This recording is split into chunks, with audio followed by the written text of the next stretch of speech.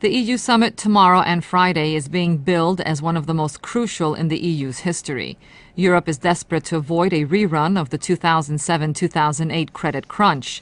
To discuss why this summit is being called a make or break for the Eurozone, I spoke to Nigel Farage, a member of the European Parliament and the leader of the UK Independence Party.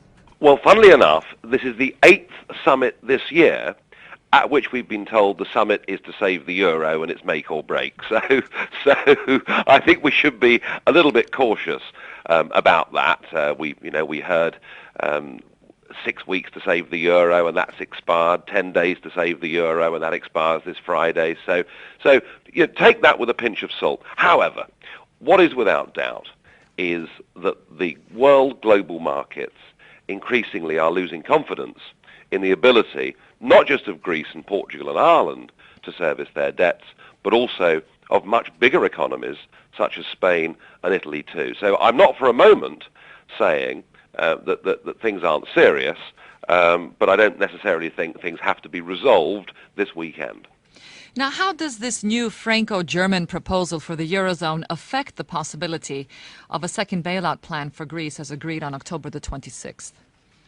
What it means is that the bailout plan as agreed will continue. However, there is no prospect under this proposal of the European Central Bank effectively reflating the Eurozone economy. And what it means is that you now have to accept grinding austerity measures for several years to come while staying part of the Eurozone. And I think that this proposal is simply the worst possible thing that could happen to your economy and to your country. You have challenged the role of EU leadership by saying that they have no democratic legitimacy. Does this new plan augur even less democracy and a further curtailment of national sovereignty? Oh, I think it's terrifying. I mean, I think the cool yet sinister way in which not only have they removed your prime minister, but they are now taking control over what you may or may not do. And if you don't obey absolutely everything they tell you to do, there are two things they can do to you. One is they can withhold funds, but two, they have a mechanism where they can come and fine you. Now, I mean, quite how they're going to do that hasn't yet been made clear, but this really is a union that now appears to be moving towards economic governance without an iota of democracy at all. You have been quoted as saying that Greece should be allowed to default. Why has this not been allowed?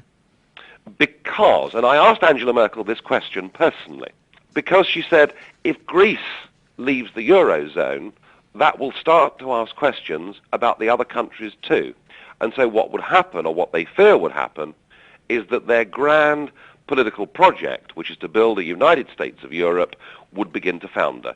So you, as a country, have to be driven into depression, mass unemployment, and probably serious social and civil problems too, because, their plan must be saved, and that's what it's all about.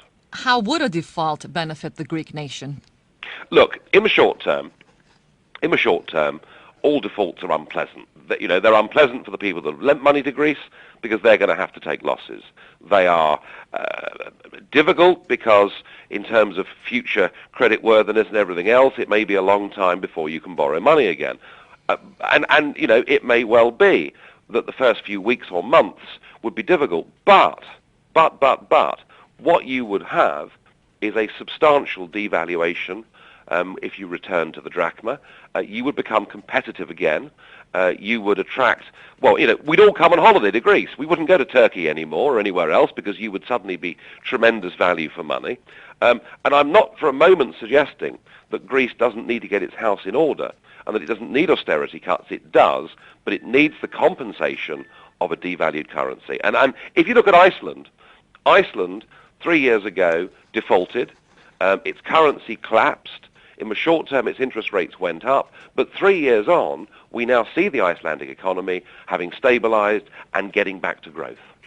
There are those that accuse you of being a Eurosceptic. How do you respond to this accusation? Oh, I'm not skeptical. I mean, skeptical implies that I'm doubtful about the European project. I am not sceptical at all. I am an outright opponent of this EU project, the attempt to take all these different peoples and all these different economies and to force them under one umbrella governed by undemocratic bureaucrats is something that I'm fighting against.